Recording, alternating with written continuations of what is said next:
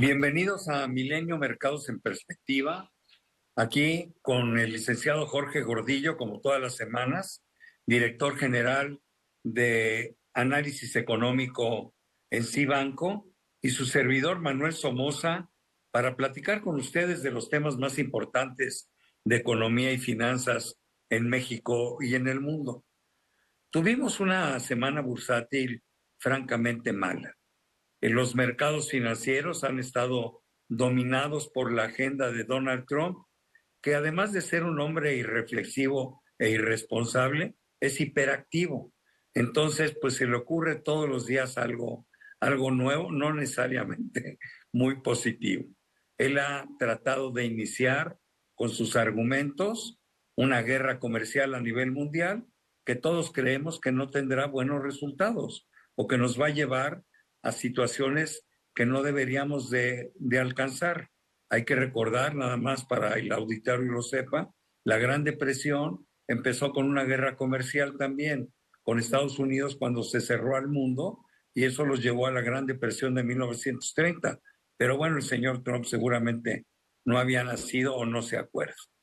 Pero él domina la agenda, y esta agenda ha sido francamente agresiva, y los mercados, pues, evidentemente, ante tal incertidumbre, pues no han tenido una buena reacción. Aunque hay maneras de interpretarlo. Hay zonas donde los mercados no van tan mal, y en otras, pues sí han sufrido más las repercusiones de las decisiones de Donald Trump. Por ejemplo, en Japón sí se han sentido los efectos. El Nikkei ha bajado en el año 6,95%. Me voy a ir a los resultados que son prácticamente ya los del primer trimestre, ¿no? La bolsa de la India, de China, perdón, si la medimos por el Shanghai Composite, ha estado bastante lateral. Lo que ha resultado positivo son los mercados en la eurozona. Si lo medimos por el Eurostock, un rendimiento en el año positivo de 6,61. El Dow Jones, por contra, ha perdido 1,95, una pérdida muy moderada. El S&P ha perdido 4,62. Y Nasdaq, que es la que más ha sufrido porque las acciones tecnológicas, que eran las de mejor valuación, han estado bajo el impacto de esta contracción, pues sí, el Nasdaq pierde 9,8% en lo que va del año. Y sorpresa, una de las mejores bolsas del mundo en pesos es la Bolsa Mexicana de Valores, con un 7% de ganancia. A mí me sorprende porque desafortunadamente en la parte económica, y ya lo veremos más adelante, pues la perspectiva económica para México no es nada buena para este 2025. Pero bueno, eso fue los resultados bursátiles del primer trimestre.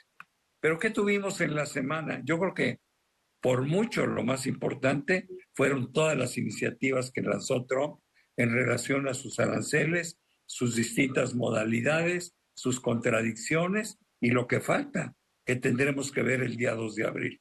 Pero para ello seguramente nos lo va a explicar muy bien el licenciado Gordillo. Jorge, adelante, por favor. Gracias, Manolo. Saludos a todos. Sí, efectivamente, todo el mundo estamos esperando el famoso 2 de abril, que nos anunció Trump, lo ha anunciado como el día de la liberación de Estados Unidos, el día que va a dejar el mundo de abusar de la economía norteamericana. Así es como lo ha anunciado. Nos está esperando que le ponga aranceles recíprocos a cada uno de los países que tienen restricciones en sus exportaciones. No solamente en aranceles, sino también restricciones de impuestos del IVA o impuestos de otra índole. Así lo ha anunciado, todo el mundo está esperando esto, pero en la semana recibimos una noticia particular. Le subió 25% de arancel a los automóviles ligeros. Y de ahí, pues, empieza otra vez un golpeteo muy fuerte, porque esta es una industria muy importante en el mundo, es una industria de muchos miles de millones de dólares que inmediatamente se ve afectada. Bueno, por supuesto se va afectada el área asiática, europea, pero específico la Norteamérica, este es el sector que más integrado está entre Canadá, Estados Unidos y México en todos los sentidos. Es el sector que más difícil vemos que se le puedan poner aranceles, y que lo haga nos tiene a todos vueltos locos. Nos dice primero que les va a poner 25%, y después dice, bueno, pero si tú logras decir que un porcentaje está produciendo en Estados Unidos, ese no te cobro arancel. Entonces, podría bajar el porcentaje de arancel. Y hoy no le está poniendo a los autopartes arancel que cumplan con el TEMEC, simplemente porque es casi prácticamente imposible. Una autoparte puede viajar más de 10 veces entre los tres países, tiene componentes de los tres países demasiado integrados, todavía no saben cómo le van a hacer. Entonces, el mercado en general tiene la esperanza, en específico la de México, el peso mexicano, tiene la esperanza que a lo mejor se pueda lograr una negociación de este sector, pero estamos todavía al margen de la discusión y del discurso de Donald Trump. Bueno, dijiste algo muy importante que puede hacer las cosas no tan difíciles para México en esta industria en lo particular, ¿no? En términos generales, sabemos que el componente de Estados Unidos de un automóvil que exportamos es más o menos del 40%, haciendo un ejemplo muy fácil, sencillo, que seguramente no es exacto. Bueno, pues si eso es cierto, entonces pagaríamos el 25 sobre el 60, no sobre el 100, lo cual nos llevaría a las tarifas quizá a niveles del 15%, que sigue siendo muy alto, ¿no? Pero bueno, no es tan malo como el 25. Sin embargo, estamos en la total incertidumbre de si esto que pensamos será así o no será así, ¿no? Y luego lo que dices tú de las autopartes, se está dando tiempo hasta el 3 de mayo, por ahí, ¿no? Para tomar una decisión al respecto. Nunca la va a poder tomar bien porque, como bien dices tú, sacar ese cálculo no es nada fácil, ¿no? Pero la verdad que qué capacidad para inventar tonterías, ¿no? Qué capacidad para crear problemas. Es verdaderamente una pesadilla Donald Trump, ¿no? Y todavía nada más nos quedan 3 años, 8 meses para aguantarlo, ¿no? Pero bueno, por lo menos el 3 de abril ya tendremos alguna noticia al respecto de lo que quiere hacer en su guerra de aranceles.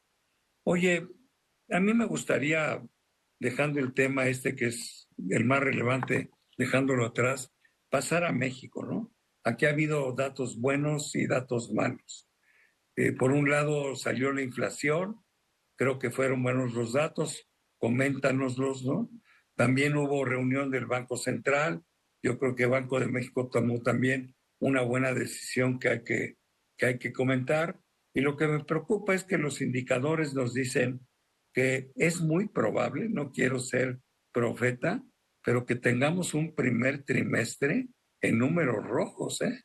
O sea que no implica una recesión, ¿no? Porque sería la primera vez que estamos en números rojos en mucho tiempo en un trimestre, pero no es una buena noticia, ¿no? Y de hecho las expectativas que he estado leyendo y viendo, pues son de crecimientos muy magros, ¿no? Entonces, qué nos dices de México, ¿no? Inflación, decisión de Banjico y indicadores adelantados o reales, ¿no? Lo que ya tenemos a febrero. Bueno, primero, en cuanto a la inflación, efectivamente fue un buen dato. La inflación que le llamamos nosotros subyacente, la que tiene que ver con todos los bienes que definen la economía, esa se mantiene abajo del 3,6%, o sea, en un rango bastante aceptable por el Banco de México. Un Banco de México le gustaría que estuviera en el 3%, pero es un poco tolerante hacia el 4%. Y nos ayudó en términos generales porque se había levantado en los últimos meses por este aumento en los pecuarios, en el huevo, específicamente en el pollo, con las enfermedades aviares, que ya parece que las corrigieron y hemos visto que bajen los precios de manera significativa en México y en Estados Unidos. Pues buena noticia para la inflación de cara a lo que se viene, y le ayuda mucho al Banco de México ayer, el jueves, en su decisión, porque ya nos había adelantado que quería bajar en 50 puntos base la tasa de fondeo, lo hizo, y todos estábamos muy atentos en qué mensaje vas a dar después, porque ya llevas dos bajas de 50 puntos base, y creemos que estás bajando muy rápido, sobre todo porque la Reserva Federal de Estados Unidos no está bajando ya tasa de interés, se está esperando. Entonces, pero el mensaje fue sigue siendo muy laxo en el sentido de que siguen esperando más bajas en la tasa de interés, que creen que está muy alta la tasa, que le va a ayudar el camino desinflacionario que está observando, que esta debilidad económica a la que te refieres va a ayudar a que no reboten o que limiten estas preocupaciones arancelarias que tienen las políticas directamente por Trump. Y bueno, lo que nos dejó ver es que a lo mejor pueden haber otra baja de 50 puntos base en las siguientes reuniones, lo cual significa que a lo mejor la tasa de fondeo sí pueda llegar a alcanzar niveles del 8% a final de año. Y por último, la actividad económica, como dices, muy débil, los primeros datos del año bastante negativos en todos los sentidos, en el consumo, en la inversión, las exportaciones cayeron, las exportaciones automotrices 15%, todos en general están teniendo problemas en la primera mitad de año. Ya lo habíamos anticipado porque habían sido débiles en el cuarto trimestre. Se está ampliando esta debilidad en el primer trimestre de año y tiene mucho que ver por esta incertidumbre que ha generado el ambiente, la política exterior y le urge de alguna manera retomar fuerza y confianza para lo que viene o los siguientes trimestres de este año.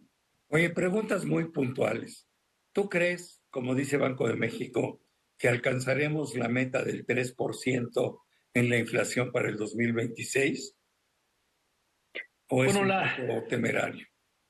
Bueno, nosotros no la hemos visto. En la historia hemos visto muy pocas que cuando llegan al 3% solamente son por unos meses.